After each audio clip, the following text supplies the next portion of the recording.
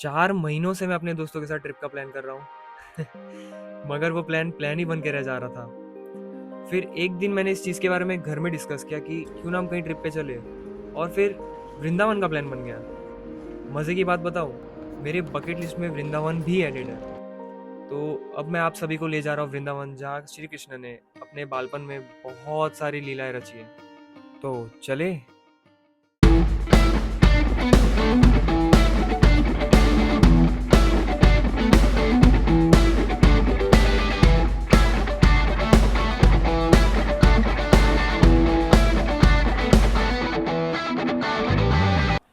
मैं वृंदावन तो बहुत बार जा चुका हूँ, मगर इस बार कैमरा भी साथ में लेके जा रहा हूँ और फैमिली भी साथ में है। तो एक ऐसा, बहुत लोगों को ऐसा एक फियर रहता है कि मतलब सबके सामने कैसे बोलूँगा, कैसा जाएगा। तो बस मेरे को एक ही फियर है कि मतलब अच्छे से वीडियो बन जाए मेरा। बाकी इस बार मैं बाइक को भी बहुत मिस करने वाला हूँ, क्योंकि ये ट्रिप बाइक पे नहीं हो रहा है, मोस्टली कार से ही होगा। तो देखते हैं कैसा वीडियो बनेगा। बाकी अब चलते हैं।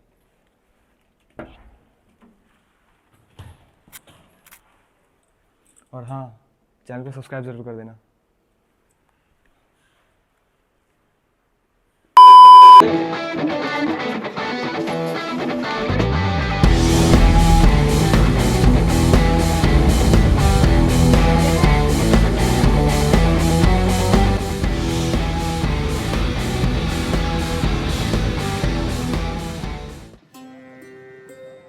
तो सबसे पहले आप सभी मेरे साथ बोलिए, श्री कृष्ण कन्हैया लाल की जय। आज है हमारा श्री वृंदावन धाम में पहला दिन, और मैं आप सभी को वो सारे मंदिर और स्थानों के दर्शन कराने वाला हूँ जहाँ आप सभी भक्तों का पहुँचने का और श्री कृष्ण के दर्शन पाने का इच्छा होता है। और हमारे साथ होंगे अंतर्द्वीप प्रभु जी, जो हमें गाइड करेंगे और मुझे और आप सभी को वो सारे स्थानों के बारे में कथा भी बताने वाले हैं। अब आप अगर वृंदावन गए और श्री कृष्ण बलराम मंदिर नहीं गए, तो आपने वृंदावन धाम की यात्रा की शुरुआत ही नहीं की। तो चलिए मैं आप सभी को ले चलता हूँ श्री कृष्ण बलराम मंदिर, जो इस्कॉन मंदिर के नाम से भी जाना जाता है। तो मंदिर में एंट्री लेते ही आपको इस्कॉन के फाउंडर श्रील प्रभुपाद जी की मूर्ति मिलेगी, जिसके आप दर्शन लेके परिक्रमा कर सकते हो।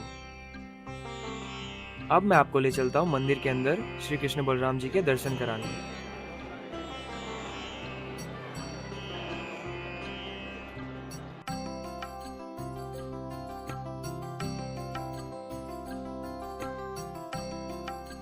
मंदिर के अंदर आपको एक तमाल का वृक्ष मिलेगा, जिसके नीचे श्रील प्रभुपाद जी बैठ के भजन कीर्तन करते थे। तो आइए मेरे साथ बोलिए, हरे कृष्णा कृष्णा कृष्णा हरे हरे, हरे राम राम राम हरे हरे।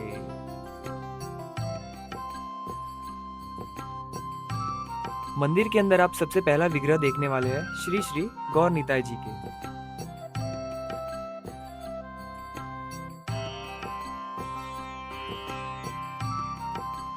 और उनके ठीक बाजू में आप देखने वाले हैं श्री श्री कृष्ण बलराम जी के विग्रह।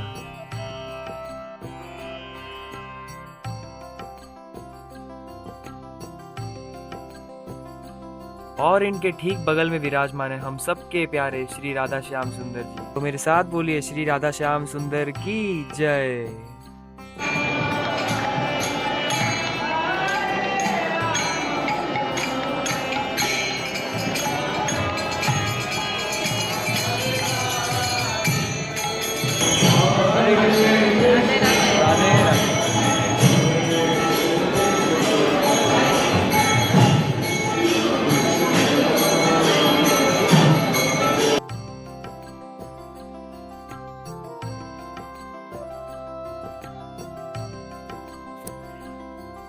वैसे मुझे वृंदावन का एक चीज बड़ा अच्छा लगा है, वहां जब आप जाओगे ना तो आपको हर दीवार और पेड़ों पे राधा कृष्ण का नाम मिलेगा, जिसे आप देखोगे ना तो मतलब कैसे ना कैसे आप उनको याद तो जरूर करोगे।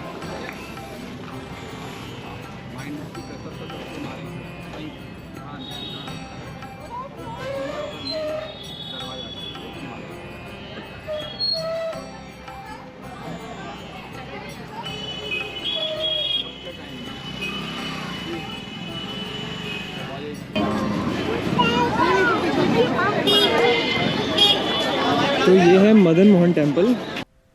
तो भक्तों, जो आप सब ये मंदिर देख रहे हो वो है श्री राधा मदन मोहन टेम्पल, और ये मंदिर 550 साल पुराना है। और तो और इनके ठीक बगल से हमारी यमुना मैया भी गुजरती है। तो आइए अब हम सब ऊपर चलते हैं और इस स्थान के दर्शन और यहाँ के बारे में कथा भी सुनते हैं।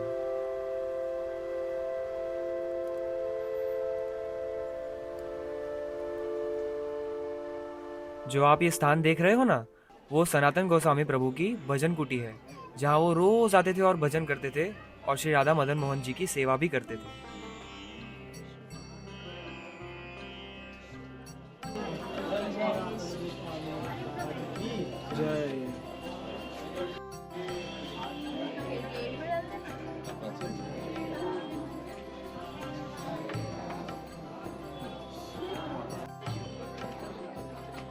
तो आइए अब हमारे प्रभु जी से यहाँ की कथा सुनते हैं और कुछ 20 मिनट की कथा है, पूरा जरूर सुनना। श्री श्री राधा मदन मोहन लाल की जय। श्री श्री सनातन गोस्वामी पाद की जय। हरे कृष्णा कृष्णा कृष्णा हरे हरे, हरे राम राम राम हरे हरे। श्री वृंदावन धाम, जमुना जी का किनारा और मदन मोहन जी मंदिर और द्वादश टिला, इसको बोलते हैं द्वादश टिला। द्वादश टिला क्यों बोलते हैं? जब भगवान श्री कृष्ण ने कालिया मर्दन किया था, कालिया मर्दन किया था, तो बहुत समय तक कालिया और कृष्ण की लड़ाई हुई थी। तो जमुना जी के अंदर रहे थे बहुत समय तक, तो उनको ठंड लग गई थी। तो ठंड लगने के कारण श्री कृष्ण जब कालिया का मर्दन कर दिया, तो इस टिले के ऊपर आके खड़े हुए। यहाँ पर ये जो जगह है स्थान, वो वाला स्थान नहीं, छोटा सा, ओके, वो वहाँ पर खड़े हुए और एक साथ 12 सूर्य निकले। 12 सूरज, हाँ 12 सूरज ही चल रहा है, अभी एक चल रहा ना, उस समय 12 सूरज केवल उसी समय निकले कृष्ण को हीट देने के लिए, कि इनको ठंड लग गई है और उनको गर्मी चाहिए। हाँ, हालांकि भगवान को कोई ठंड और गर्मी का कोई बात नहीं है, लेकिन वो भक्त है ना, तो भगवान को ऐसे मतलब भगवान के ऊपर थोड़ा सेवा भाव से वहाँ पर प्रकट हुए 12 सूर्य, तब से इसका नाम हो गया द्वादश टिला। तो हमारे सनातन गोस्वामी जो शिक्षाचार्यों में से आते हैं, उसमें से एक हैं, और हमारे जो आचार्य हैं सारे के सारे सभी बड़े बहुत ही निष्कंचन भाव से और विरक्त भाव से यहाँ पे ब्रज के अंदर रहते थे। तो सनातन गोस्वामी इस टिले के ऊपर भजन करते थे। अभी भजन कुटी का दर्शन किया ना, इस भजन कुटी के ऊपर भजन करते थे यहाँ पर बैठकर। उस समय वृंदावन केवल वन था और कुछ नहीं था, केवल बनी वन था, और मधुकरी करने के लिए भी कुछ ही घर थे, घर भी नहीं थे यहाँ पर। अच्छा, मधुकरी को भीख बोलते हैं। हाँ, भिक्षा मन। तो सनातन गोस्वामी कभी इधर भिक्षा करते थे, कभी मथुरा भिक्षा करते थे, मथुरा में जाकर, और रोजाना गोवर्धन की परिक्रमा करते थे। रोजाना परिक्रमा करके इधर आते थे, यहाँ भजन करते थे, फिर भिक्षा करके 8 दिन की भिक्षा एक दिन करके क्या करते थे, सूखी रोटियां जो हो जाती थी उसी को पानी में भिगो के खाते थे। इतनी तपस्या करी है हमारे आचार्यों ने। तो एक दिन जब मथुरा गए तो एक चौबे जी का परिवार था, चतुर्वेदी चौबे जी। तो चौबे जी के परिवार में चौबे जी का बेटा और स्वयं भगवान जो उनकी वो सेवा करती थी, वो ऐसे बच्चे के रूप में भरा जाते थे उनके बेटे के साथ खेलने के लिए। चौबे जी का बेटा और कृष्णा दोनों सखा थे वो आपस में, और वो गिल्ली बल्ला, डंडी बल्ला ऐसा कुछ खेलते थे उस जमाने। मूर्ति में से बाहर निकल के, ऐसे नहीं कि मूर्ति खेल रहे हो, मूर्ति में से बाहर, हाँ मूर्ति में से बाहर निकल के खेलते थे बच्चे के रूप में आके।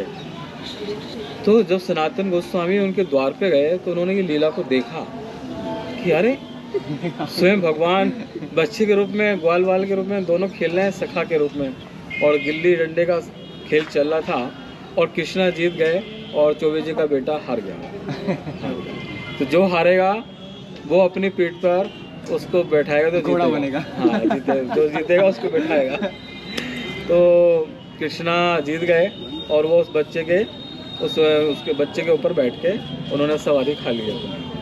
सवारी खाने के बाद में सेकंड टाइम जब दोबारा खेल हुआ तो वो बच्चा जीत गया अच्छा, और कृष्ण हार गए। कृष्ण घोड़े बन गए? नहीं, कृष्ण घोड़ा नहीं बने, कृष्ण मंदिर में छिप गए। चीटिंग ही करते थे। चीटिंग कर ली। मूर्ति में जाके मिले, मूर्ति में जाके छिप गए अपने। वो बच्चा कह रहा अच्छा कल बाहर निकल देखूंगा तेरे को मैं। वो तो सगा मानता था ना अपने कृष्ण को, उसके लिए भगवान नहीं थे वो भाई जैसे तो थे मतलब। भाई जैसा सखा दोस्त जैसा था। तो कृष्णा आराम से अपनी बिगड़े में जब चुपचाप जाके बैठ गए। और फिर अगले दिन सनातन गोस्वामी ने देखा, बड़े उत्साहित हो रहे थे ये लीला देखकर। फिर अगले दिन जो है सनातन गोस्वामी फिर गए उसी घर पर भिक्षा लेने के लिए। हालांकि वो जाते नहीं थे, 8 दिन में एक बार भिक्षा करते थे, लेकिन फिर भी लीला देखने के एक्साइटमेंट था कि ये क्या है हाँ। मतलब। तो वहाँ गए। अगले दिन उन्होंने देखा कि उनका बच्चा और वो कृष्णा दोनों खेल रहे हैं और मैया जो थी उनके लिए भोग बना रही थी। हाँ, खिचड़ी भोग बना रही थी। तो सनातन गोस्वामी ने देखा कि जिस उंगली से वो दातुन कर रहे थे उसी उंगली से उन्होंने चावल को चेक किया, कच्चा या पक्का खिचड़ी के अंदर। तो सनातन गोस्वामी को देख के बड़ा आश्चर्य हुआ कि भगवान की सेवा में झूठे और अपवित्र अवस्था में नहाए धोई भी नहीं है और जो है सेवा कर रही हैं। तो सनातन गोस्वामी ने कहा मैया आप ठाकुर जी के लिए बनाती हो तो थोड़ा स्नान करके, और ये झूठे उससे आप टच कर रही हो, ये ठीक नहीं है। बोले बाबा हमें तो पता नहीं है, हम तो भोले बाबे व्यक्ति हैं, हमें तो इतना पता नहीं है, आप बताते तो कल से वैसे ही करेंगे। बोले ठीक है। फिर तीसरे दिन भी सनातन गोस्वामी उस घर पर गए और तीसरे दिन देखा उन्होंने सनातन गोस्वामी पाद जी ने कि कृष्णा और उनका बेटा मैया का आंचल पकड़ के कह रहा मैया भूख लगी है, भोजन दो हमको, कुछ खाना है। तो सनातन गोस्वामी ने कहा देखो मैंने मैया को बोला था स्नान करने के लिए, पवित्र अवस्था में बनाने के लिए, इस चक्कर में मैया तो लेट हो गई। और उधर भगवान भूखे हैं तो ये नियम से इनके लिए नहीं है। यहाँ पे केवल भाव है, भाव की भक्ति है। भाई जिस व्यक्ति के जिस भाव से भगवान स्वीकार कर रहे हैं तो वो तो भाव सबसे बड़ा हो गया।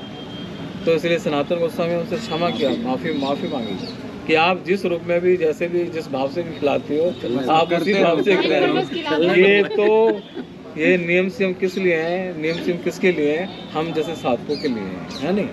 हम आप जैसे साधकों के लिए हैं कि नियम से में रह के एक दिन जो है डिसिप्लिन वो स्थिति आ जाए कि हम भाव में जा सकें। तो फिर सनातन गोस्वामी ने उनसे क्षमा की, बोले मैया आप जैसे भी आप करिए, ठीक है बाबा। लेकिन कृष्णा सनातन गोस्वामी के साथ आना चाहते थे। कृष्णा ने कहा सनातन हम तुम्हारे साथ चलना चाहते हैं।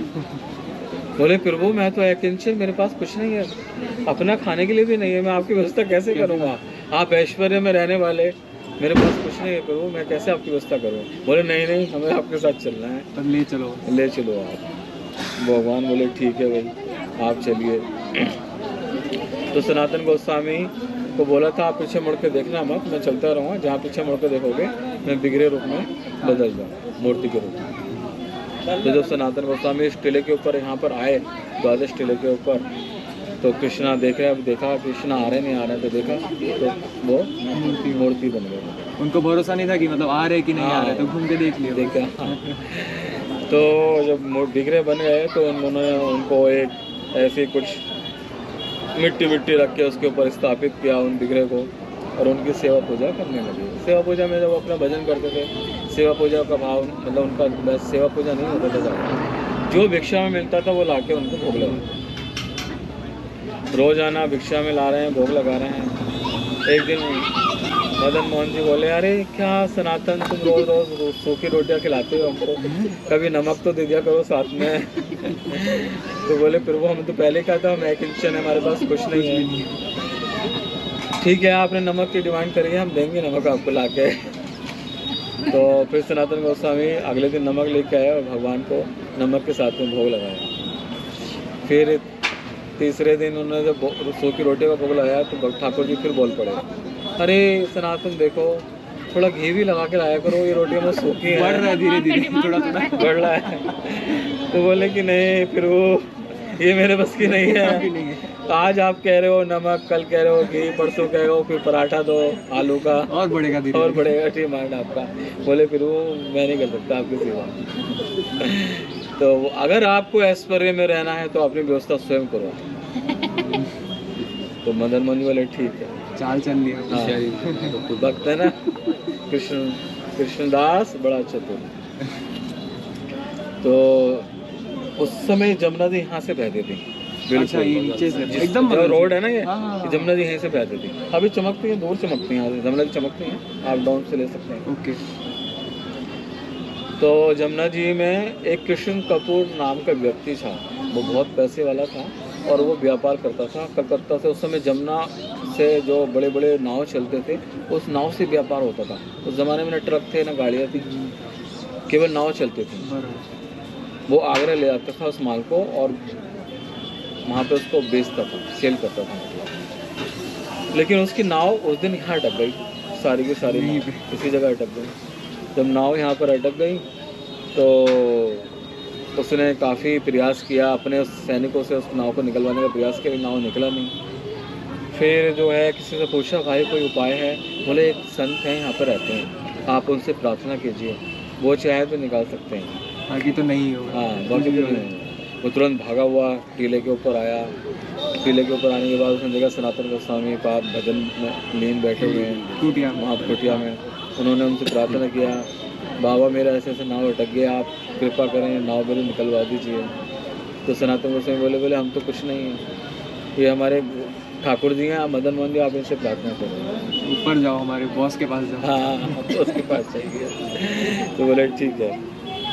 उन्होंने मदन मोहन जी से प्रार्थना किया और संकल्प किया उन्होंने कि अगर मेरी नाव निकल गई, भगवान प्रेरणा कराते हैं ना उनको, उसे तो बुलाया ही था आपने व्यवस्था कराने के लिए। कुछ तो रीजन होगा जहाँ पे रुका है, हाँ। चाहिए उनको। उसने मनी मन संकल्प किया कि मैं अगर मेरा नाव निकल गया और मेरा बिजनेस अच्छा हो गया तो मैं भगवान के लिए बहुत सुंदर लाल पत्थर का मंदिर बनूंगा। ये मंदिर आप देखिए, ये मंदिर है।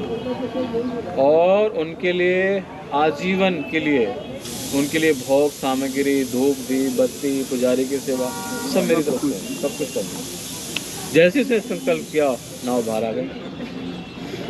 बाहर आ गई, भगवान अपना जुगाड़ कर लिए। वो अपना व्यवस्था कर ली अपना। जैसे नाव बाहर आया वो आगरा गया, उसने उसका व्यापार किया, उसको बहुत बड़ा लाभ मिला उसमें। और फिर उसने अपने वचन के अनुसार यहाँ पर सुंदर मंदिर बनवाया इस मंदिर को, और सब व्यवस्था करी इसके लिए, ठाकुर जी के लिए सब व्यवस्था करी। इस प्रकार से श्री राधा मदन मोहन जी की सेवा चलती रहती है। 1617 ईस्वी में अकबर का बेटा था औरंगजेब। यहाँ के बड़े बड़े मंदिर, प्राचीन प्राचीन मंदिर थे, बहुत सुंदर सोना जेवरात, ठाकुर जी के गहने वहने होते थे, सारा श्रृंगार होता था, क्योंकि सब बहुत लोगों ने दे रखा था ठाकुर जी का। तो उसने देखा कि यहाँ पे बहुत बड़े बड़े मंदिर हैं, तो पूछा ये कहाँ है सब? वृंदावन। बोले वृंदावन आगरा के पास नहीं है, यहाँ से आगरा पास में 60 किलोमीटर है। तो इन्होंने उसने सब मंदिर को तोड़वा दिया। इस मंदिर के आप अगर गुम्बद देखेंगे तो सारे गुम्बद नष्ट की हुई है, टूटे हुए ऊपर से, टूटा हुआ है ऊपर से। तो वो सब औरंगजेब ने करवाया था, यहाँ का जो जितना भी टूटा हुआ है। फिर एक और मंदिर बनाएगा उस मंदिर में उस समय, लेकिन जो ठाकुर जी थे राधा मदन मोहन जी, उनको जयपुर के लिए रवाना कर दिया था, अच्छा से क्योंकि मुसलमान कहीं जो मूर्तियाँ छीन कर नहीं ले जाएंगे, बराबर। इसलिए जो है उनको सेव कर देने के लिए जयपुर उस समय हिंदू का गढ़ था, राजस्थान पूरा हिंदू का। हाँ। और राजा मानसिंह और बहुत बड़े बड़े राजा जयमल जी, उस समय बहुत अच्छे राजा थे ये लोग, जो भक्ति भाव भी था उनके अंदर और देशभक्ति भी दोनों था। तो वहाँ चले गए करौली में। करौली में मदन मोहन जी और गोविंद देव जी, गोविंद देव जी के तो उन्होंने स्पेशल अब बताएंगे, गोविंद देव जी जाएंगे। तो करौली, फिर मदन मोहन जी वहाँ से करौली चले गए। करौली के जाने का भी एक राज था। उनकी जो राजा की बेटी थी उनको राजा मदन मोहन से बहुत प्रेम हो गया था, इतना हाँ प्रेम हो गया था। सुंदर भी था वो, सुंदर, बहुत सुंदर दिख रहे हैं, बहुत बड़े दिख रहे हैं, हम देख के आए, दर्शन करके आए। तो उन्होंने कहा कि पिताजी जब हमारी शादी होगी तो आप हमें दहेज में राधा मदन मोहन को देना और कुछ नहीं चाहिए। बोले ठीक है।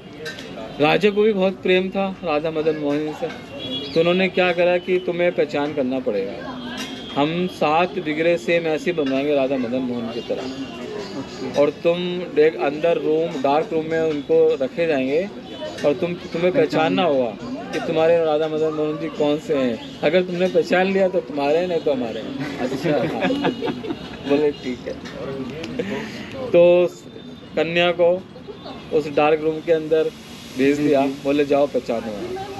तो सबको इस तरह से टटोलनी थी हमारे मदन मोहन जी कौन से हैं कौन से हैं। मदन मोहन जी भी उनके साथ जाना होगा, तो मदन मोहन जी ने उनका हाथ पकड़ लिया, हाथ बढ़ा के अपना, बोले मैं ही मदन मोहन हूँ, पकड़ ले मुझे, पकड़ लो मुझे अपने साथ करौली लेके चलो, मुझे भी घूमना है वो। तो फिर वो मदन मोहन जी करौली में चले गए। जयपुर से लगभग 100-150 किलोमीटर का अंतर है, वहाँ से करौली गए और करौली में उन्होंने अपने सुंदर महल की तरह एक महल बनवाया, मंदिर, उस मंदिर में उनको स्थापित किया, क्योंकि वही राजा के परिवार में गई थी, तो बनी जाए। हाँ राजा थी, राजा के परिवार में गई, राजा की कन्या। तो इस तरह से राधा मदन मोहन जी कहाँ पहुँचे, जयपुर, जयपुर से फिर करौली में। फिर यहाँ पे भी एक बाजू में और चंद बसु नाम के एक कलकत्ते के सेठ थे, उसने इस मंदिर को बनवाया। इस मंदिर नहीं, इसके मंदिर में एक बाजू में बगल में उस मंदिर को बनवाया और वहाँ राधा मदन मोहन जी के सेम विग्रह को स्थापित किया। अच्छा, इसीलिए अभी उनके नाम। हाँ, तो इस प्रकार से ये लीला यहाँ पे पूरी होती है। बोली श्री श्री राधा मदन मोहन लाल की जय, सभी भक्तवृंद की जय, श्री वृंदावन धाम की जय, जय जय श्री राधे। तो यही वो जगह है जहाँ पे कृष्ण भगवान खड़े हुए थे और उनको ठंडी लग रही थी। और अभी जब आप एक सूर्य देख रहे हो ना, उस टाइम पे 12 सूरज आए थे कृष्ण भगवान को ठंडी से बचाने के लिए, उनको गर्म करने के लिए। तो सोच लो, मतलब आप जब यहाँ से नीचे उतरोगे ना, तब बाजू में ही सनातन गोस्वामी जी की समाधि भी है, उनके भी दर्शन जरूर ले लेना।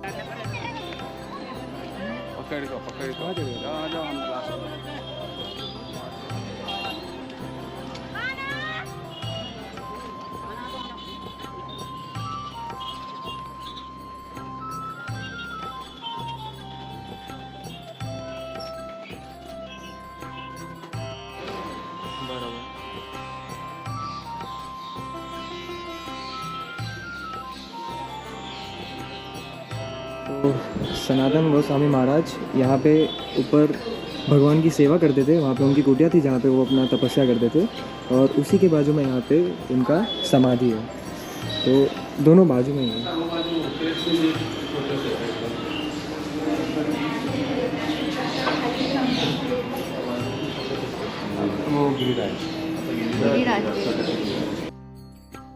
तो भक्तों, अब मैं आप सभी को ले जा रहा हूँ श्री राधा दामोदर टेम्पल, जो मदन मोहन टेम्पल से 1 किलोमीटर की दूरी पे था।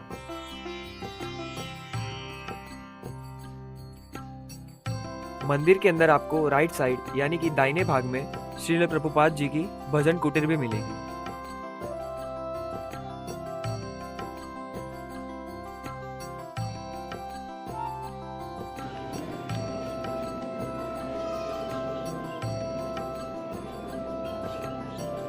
यहाँ जब आप आओ तो बैठ के श्री कृष्ण महामंत्र का जाप भी जरूर कर लेना।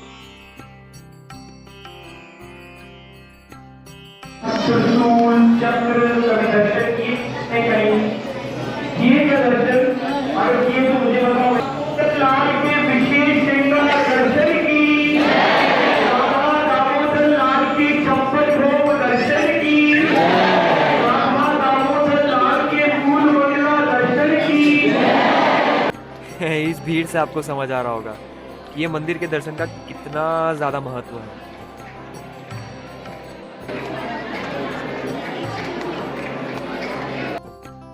आइए अब यहाँ का क्या स्टोरी है वो जानते हैं।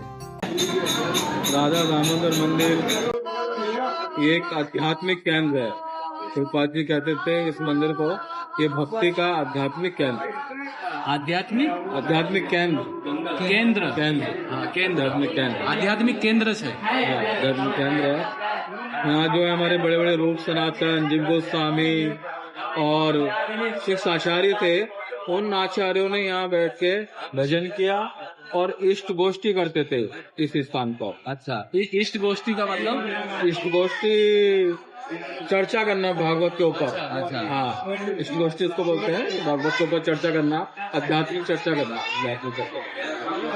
तो रघुनाथ दास गोस्वामी भागवत पाठ करते थे और बाकी सारे आचार्य उसके ऊपर चर्चा करते थे। हाँ अच्छा, भागवत पाठ के बाद जो डिस्कशन होता है, हाँ। उसको इष्ट गोष्ठी। हाँ, उसको इष्ट गोष्ठी को। और हमारे रूप गोस्वामी ने यहाँ पे भक्ति रसामृत सिंधु। अच्छा, वो यहाँ लिखा है? हाँ, ये इसी स्थान पर लिखा हुआ है, भक्ति रसामृत सिंधु। हाँ।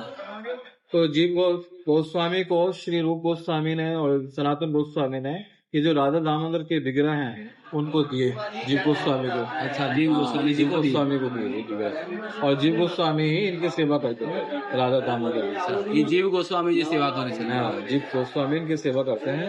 जीव गोस्वामी का भी समाधि यहाँ पर बाजू में बना हुआ है। हाँ, पीछे, ओके। तो ये बहुत ही आध्यात्मिक केंद्र है और भक्ति से अपलालित है, मतलब रसों से भरा हुआ है, भक्ति के रसों से भरा हुआ है। जब श्रीला प्रभुपाद जी यहाँ पर आए तो उन्होंने सर्च किया कि कौन सा मंदिर ऐसा है जहाँ मैं रह सकूं और मुझे भक्ति का ऊर्जा मिल सके। तो जब उन्होंने निष्कर्ष निकाला तो इस स्थान पर रहे प्रभुपाद। अच्छा, इसीलिए वो यहाँ पे रुक करके पूरा उन्होंने यहाँ पे श्रीमद् भागवत का 2 खंडों का उन्होंने हिंदी अनुवाद किया, फर्स्ट और सेकंड कैंटो। हाँ, इसी जगह उन्होंने वो किया हुआ है, भागवत में लिखा है। और हमारे जो सनातन गोस्वामी पाद जी थे वो रोजाना गोवर्धन की परिक्रमा करते थे। परिक्रमा करने के बाद फिर दर्शन करने यहाँ पर आते थे, इसी जगह रहते थे। तो जब वो काफी वृद्ध हो चुके थे, महाराज हमें कथा बता ही रहे थे कि दामोदर जी के दर्शन खुल गए और भक्त जोर से चिल्लाने लगे, बोलिए श्री राधा दामोदर जी की जय।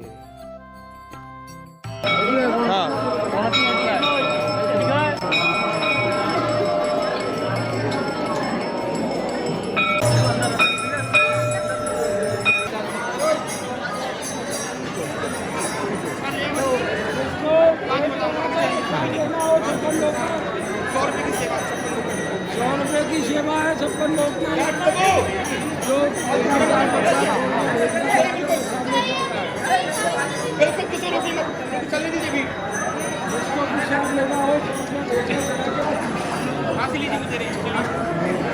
तुलसी दाल तुलसी दाल तुलसी दाल।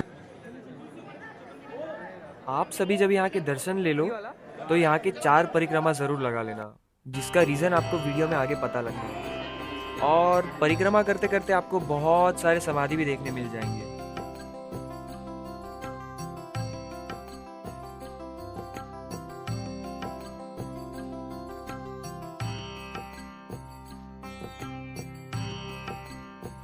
फिर वहां परिक्रमा मार्ग पे मंदिर के ठीक पीछे आपको पंच तत्व के दर्शन भी मिल जाएंगे।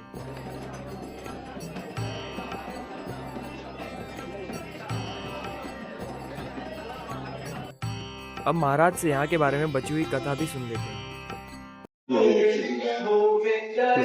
श्री सनातन गोस्वामी पाद डेली परिक्रमा करते थे गिरिराज जी की और वृंदावन में आके इधर रहते थे। तो जब काफी वृद्ध हो गए परिक्रमा करते करते तो भगवान स्वयं श्री कृष्ण गिरिराज जी प्रकट हुए वहां पर। वो बोले, बाबा आप इतने वृद्ध हो चुके हैं, अब आपको परिक्रमा की आवश्यकता नहीं है। तो श्री सनातन गोस्वामी पाद बोले, नहीं ये तो मेरा डेली का नियम है, मुझसे रहा नहीं जाएगा ऐसे बिना परिक्रमा करे। तो उन्होंने कहा, नहीं बाबा आप बहुत वृद्ध हो गए, आप जाओ आराम से बैठो। ये सनातन गोस्वामी? हाँ, सनातन गोस्वामी। नहीं आप जो है विश्राम करो। बोले नहीं हम करेंगे।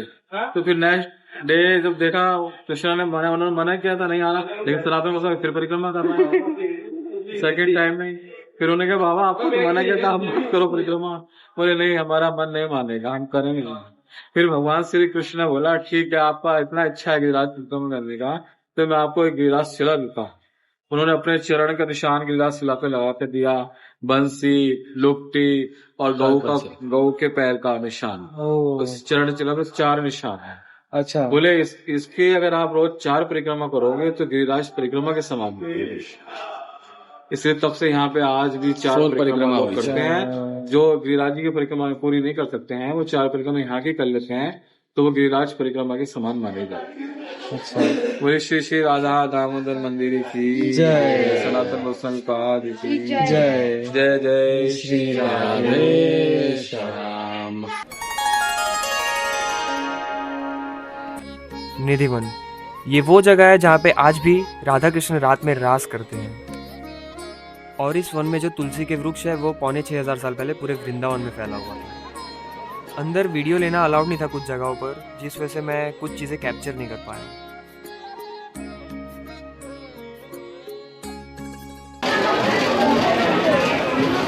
और एक यहाँ का एक फैक्ट बताता हूँ आपको, जितने भी पेड़ देख रहे हो ना, ये सब ऐसे नीचे साइड झुके हैं। जितने भी बाहर पेड़ देखे, एक भी पेड़ ऐसे ऊपर नहीं जा रहा।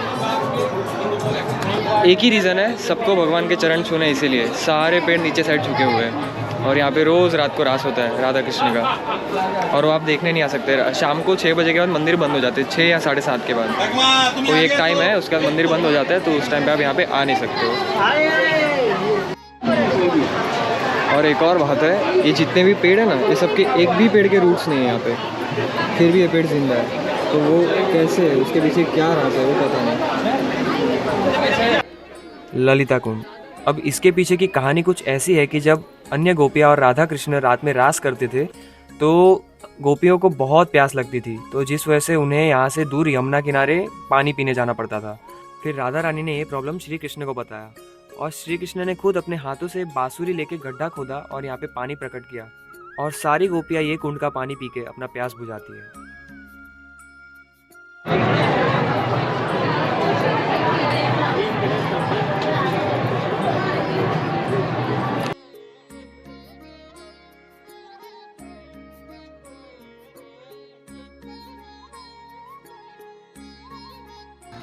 और ऐसा कहते हैं कि निधि बनाओ तो अंदर थोड़ा सा हंसते खेलते नाचना भी चाहिए, जिससे आपका पूरा साल अच्छा जाएगा।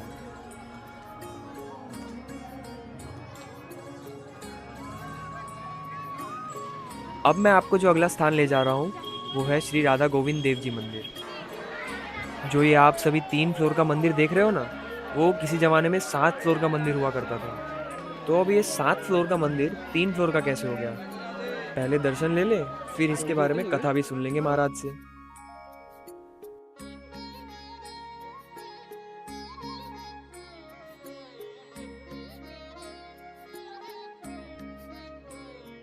ये हमारे शिष्य आचार्य में से है श्री रूप गोस्वामी, हाँ जी, उनके सेवित विग्रह हैं श्री राधा गोविंद देव जी। चैतन्य महाप्रभु ने शिक्षा आचार्य को भेजा था कि यहाँ जाकर आप वृंदावन में भजन करें, और जो भगवान के विग्रह दबे हुए हैं, इधर उधर छिपे हुए हैं, उन लीलाओं को, उनका उद्धार कीजिए उन लीलाओं का जाकर। तो जब रूप गोस्वामी पाद बहुत समय हो गए यहाँ पर आए हुए, उनको कोई लीला का स्मरण नहीं हो रहा था, ना ही कोई इस तरह की लीला दिखाई दे रही थी, कोई अनुभूति, हाँ अनुभूति नहीं हो पा रही थी। तो बहुत बेचैन थे। तो एक दिन रो रहे थे रूप गोस्वामी पाद, वो रो रहे थे और काफी समय हो गया रोते रोते। तो उसी समय एक कृष्णा छोटे रूप में, बालक रूप में आए वहां पर, ग्वाल बाल बन के। बोले बाबा क्यों रोते हो? बोले ऐसी ऐसी बात से। पहले तो उन्होंने बताया नहीं कि उन क्यों रो रहे हैं, वो बच्चा है पूछ रहा है ऐसी। लेकिन जो बच्चे ने कई बार पूछा कि बाबा क्यों रो रहे हैं, क्यों रो रहे हैं, तब रूप गोस्वामी बात ने उनको बताया कि ऐसे ऐसे बात है, मुझे कुछ अनुभूति नहीं हो रही है, और हमारे महाप्रभु ने हमको इसलिए यहाँ पर भेजा था। तो बोले अच्छा। तो बोले इसका नाम है गोमटिला। गोमटिला है इसका नाम। बोले आइए आप, मैं आपको एक चीज दिखाता हूँ यहाँ पर। लड़के ने कहा, हाँ लड़के ने दिखा। वो इस टिले पे लेके आए और बोले यहाँ पर शाम को गाय आती है, वो गाय अपना दूध स्वयं छोड़ती है। अच्छा, क्या छोड़ती है? दूध अपना दूध उसका अपना हम निकलने लगता है जब वो वहां खड़ी हो जाती है ना, क्योंकि वहां गोविंद देव के बिगड़े छिपे हुए थे उस स्थान पे। हाँ, तो गोविंद देव के बिगड़े छिपे हुए थे, वो गाय आती थी और स्वयं दूध निकलने लगता था उसका। तो रूप गोस्वामी ने देखा ये कि जब कृष्ण ने उनको बताया ऐसे जाके उस बालक ने कि यहाँ पर एक गाय आएगी, आप देखना शाम के समय, और वो स्वयं दूध छोड़ देती है। रूप गोस्वामी पाने देखा उधर साइड में जाके, तो पहले तो उस बच्चे की बातें और उसकी सुंदरता को देखकर वो मूर्छित ही हो गए रूप गोस्वामी का। फिर जब उन्हें होश आया तो उन्होंने ग्वाल वालों को, ब्रजवासियों को इकट्ठा किया और बोले इस जगह की खुदाई कीजिए। तो उन्होंने उस जगह की खुदाई करना शुरू किया, तो वहां पे गोविंद देव जी के विग्रह प्राप्त हुए। तो जब उनके विग्रह यहाँ पे निकले तो फिर श्री रघुनाथ दास गोस्वामी के शिष्य थे महाराजा मानसिंह। अच्छा, ये राजा, राजा ओके। मानसिंह जो थे, जयपुर उन्होंने के। ये मंदिर बनवाया। हाँ। रूप गोस्वामी पाद ने रघुनाथ दास गोस्वामी से कहा, रघुनाथ दास गोस्वामी ने मानसिंह को बोला कि तुम यहाँ पे सुंदर मंदिर बनो। तो फिर 7 मंजिला 7 फ्लोर का मंदिर बनवाया, इतना ऊंचा था, 7 फ्लोर। हाँ। और इस मंदिर के ऊपर 1.25 मन घी का दिया जलता था, 52 किलो लगभग, 52-52.5 किलो घी रोजाना उसका दिया जलता था, और उसका प्रकाश आगरा तक जाता था। आगरा किसने तोड़ दिया? तो उसने एक बार देखा कि ये इतना रोशनी प्रकाश कहाँ से आ रहा है, तो बताया वहां पे हिंदू साम्राज्य है वृंदावन के ऊपर, और वहां पे हजारों मंदिर बने हुए हैं, बनने बड़े बड़े। बोला अच्छा, तो 1617 ईस्वी में उसने आक्रमण किया, तो उसके जो 4 फ्लोर थे वो उसको तोड़ दिया, 3 फ्लोर बचे हुए हैं अभी। वो नीचे जैसे तोड़ने लगा, तभी आगरा में भगवान ने कुछ लीला किया कि उसके किले के ऊपर किसी ने आक्रमण कर दिया। अच्छा। और वो वापस पूरी सेना लेके चले गए, बोले चलो चलो। तो इस प्रकार ये आज हम लोग देख रहे हैं 3 मंजिला फ्लोर बचा हुआ है केवल इसमें। बाकी उसके जो सब टूट के जो गिरे होंगे वो सब वो लोग लेके चले गए थे। हाँ, वो तो विशेष थी। जो इसकी मतलब कीमती चीजें थी वो सब वो लेके निकल ले गए थे। बाकी बाद में गवर्नमेंट ने जब इसको लिया भी गवर्नमेंट के अंडर में, तो फिर पहले तो एक खंडर की तरह पड़ा हुआ था सब कुछ, फिर इसको थोड़ा रिपेयरिंग किया, ऊपर से जो एक्स्ट्रा पत्थर वत्थर पड़े हुए थे उसकी सफाई करके इसको अभी दर्शन के लिए खोल दिया गया है।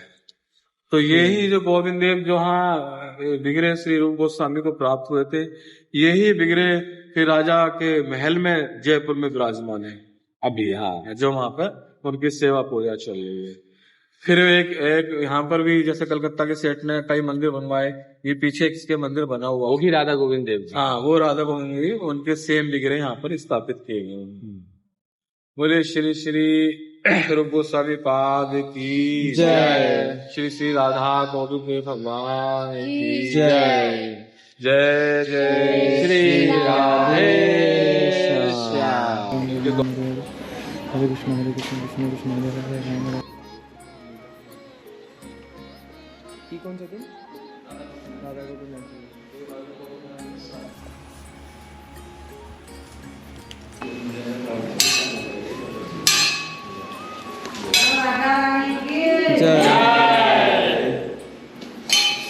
राधा गोविंद की जय।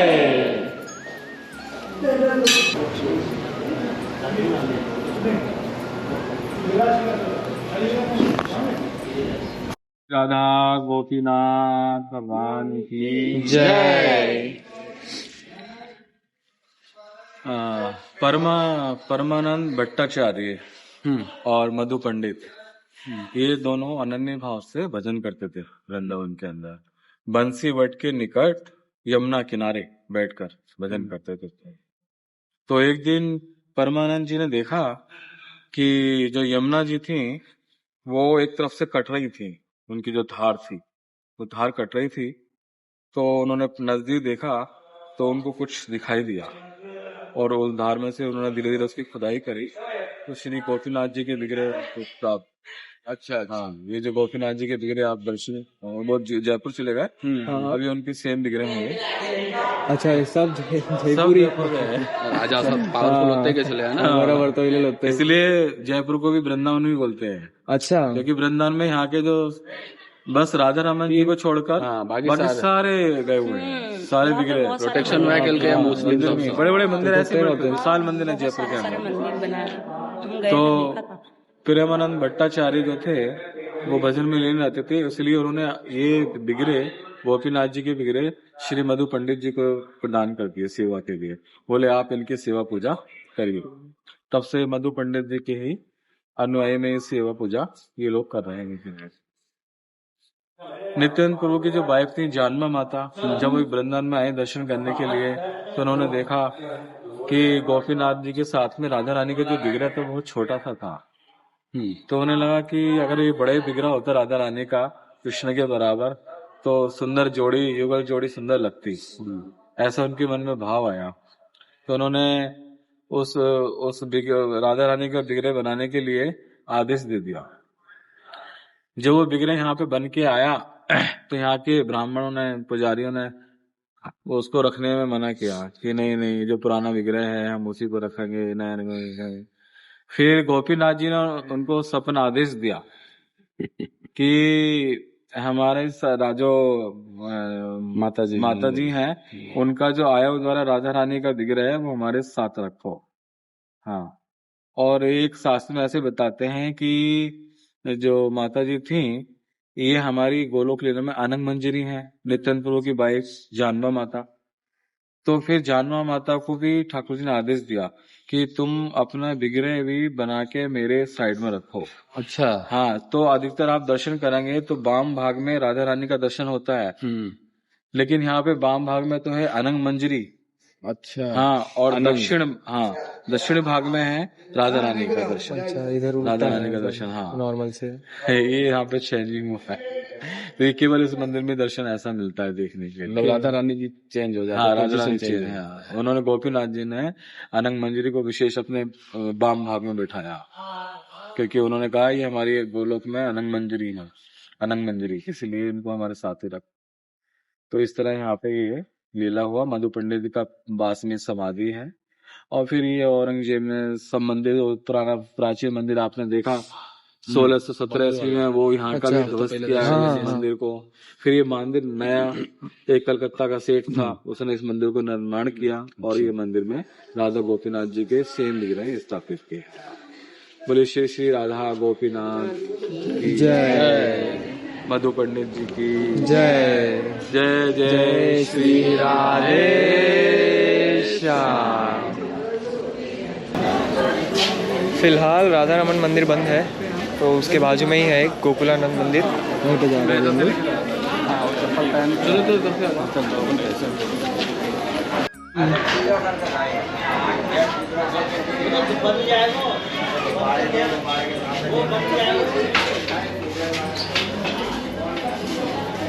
એ તો વેલ છે।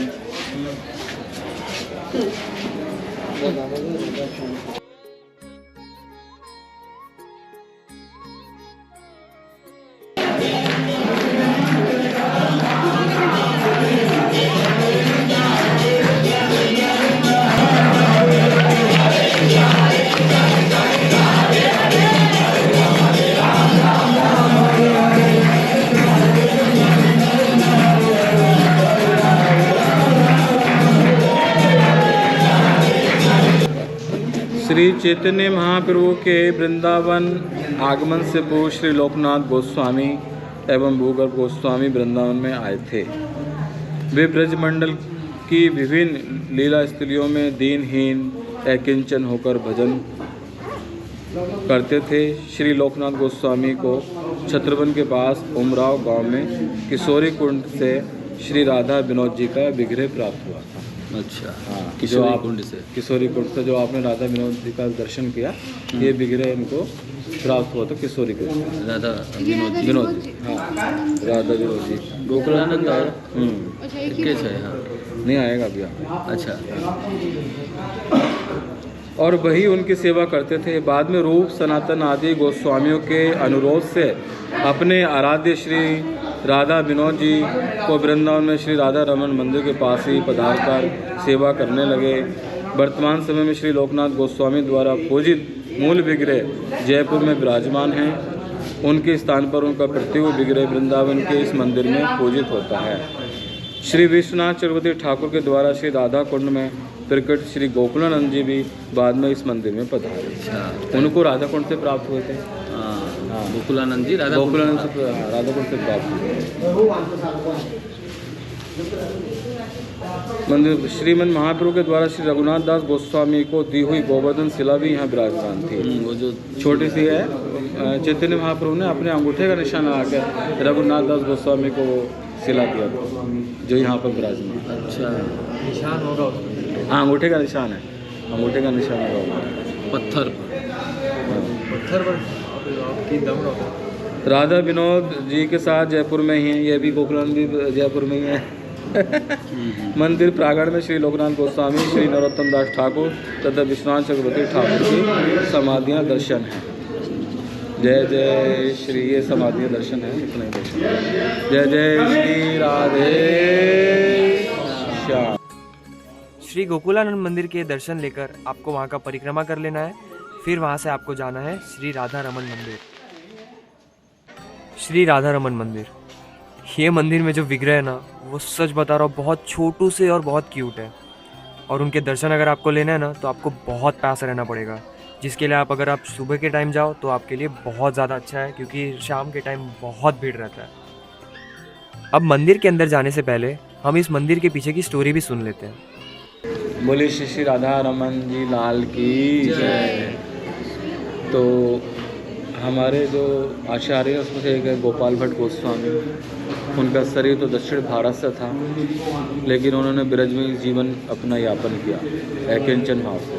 उनका नियम था एक दिन एक पेड़ के नीचे रहकर भजन करना। एक दिन एक पेड़ के नीचे, मतलब इतनी अनासक्त थे कि उन्हें एक पेड़ से भी आसक्ति ना हो जाए, इसलिए उस जगह को छोड़ दिया करते थे।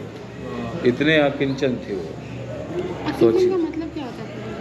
अकिंचन मतलब किसी भी चीज़ की उनको आवश्यकता ही नहीं थी। आसक्ति नहीं, किसी अट्रैक्टिव ना हो जाए, मतलब किसी भी आवश्यकता भी नहीं और आसक्ति भी नहीं, किसी भी चीज़ से अटैचमेंट नहीं। और अटैचमेंट न हो जाए इसका इसीलिए precaution भी लेते थे वो। हाँ, कि तुरंत छोड़ना, नेचुरल हो जाए, उसी स्थान को तुरंत छोड़ देना फटाक से। अटैचमेंट आने वाला है यानी खत्म। तो उनके पास शालिग्राम शिला थी, शालिग्राम शिला, छोटे से शालिग्राम शिला थे। तो वो जब और मंदिरों में दर्शन करने जाते थे तो उस मंदिर में दर्शन करके उनके मन में भाव आया कि मेरे पास भी ठाकुर जी होते तो मैं भी खूब से अच्छा श्रृंगार करता अपने, हाँ, कपड़े वस्त्र से, सुंदर अलंकारों से उनका सुंदर श्रृंगार करता।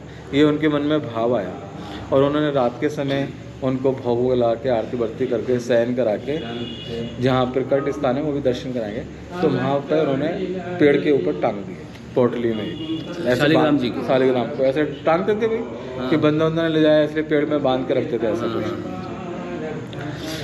तो सुबह उन्होंने जब देखा उनको स्नान करने के बाद, अपना जो उनका नियम था, नियम करने के बाद में जब उन्होंने सेवा के लिए उनको उठाया शालिग्राम जी को, तो देखा राधा रमन जी उसमें से प्रकट हुए हैं। भगवान जो हैं भक्त के अधीन है। भक्त ने मन में उनकी अभिलाषा आ गई, और तो कुछ अभिलाषा आती नहीं थी, केवल कि भगवान इस रूप में आ जाएं, तो भगवान तुरंत आ गए, इस रूप में प्रकट हो गए। और कहते हैं राधा रमन जी बहुत सुंदर है, उनकी आंखें भी सुंदर हैं, और उनमें 3 दर्शन का लाभ मिलता है। कोई उनके मुख को देखे तो राधा गोविंद देव जी का दर्शन होता है, कोई उनके नाभि को देखे, वक्षस्थल को देखे तो गोपीनाथ जी का दर्शन होता है, कोई उनके चरण को देखे तो उनके अंदर राधा मदन मोहन जी का दर्शन होता है। इस तरह 3 दर्शनों का समावेश है राधा रमन जी के अंदर। और राधा रमन जी इस प्रकार से प्रकट हुए, शालिग्राम जी से साक्षात प्रकट हुए वहाँ पर। बोले श्री श्री राधा रमन लाल जी महाराज की जय। टांगते थे यहाँ पर, अब तो ये दर्शकों को बना दिया है। इसी जगह से प्रकट हुए थे राधा रमन जी।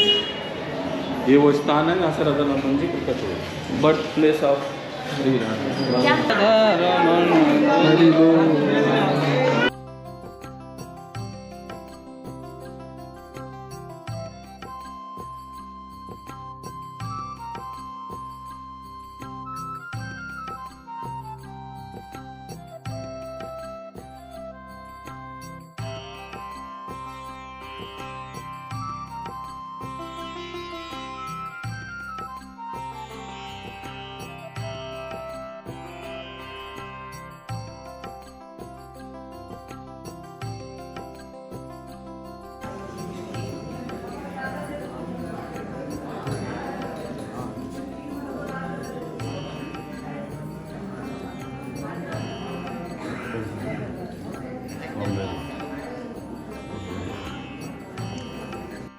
अब ये जो स्थान मैं आप सभी को ले आया हूँ वो है इमली तला मंदिर। ये यमुना नदी के ठीक सामने आता है, और इस मंदिर के अंदर जो इमली का पेड़ है वो 5,500 साल पुराना है। और ऐसा भी कहते हैं कि श्री कृष्ण भगवान इसी पेड़ के नीचे बैठ के राधा रानी का नाम लिए थे, और वो इतना नाम ले लिए थे कि वो एकदम राधा रानी के कलर के हो गए थे, और दूसरी जगह पे राधा रानी श्री कृष्ण के कलर के हो गए थे।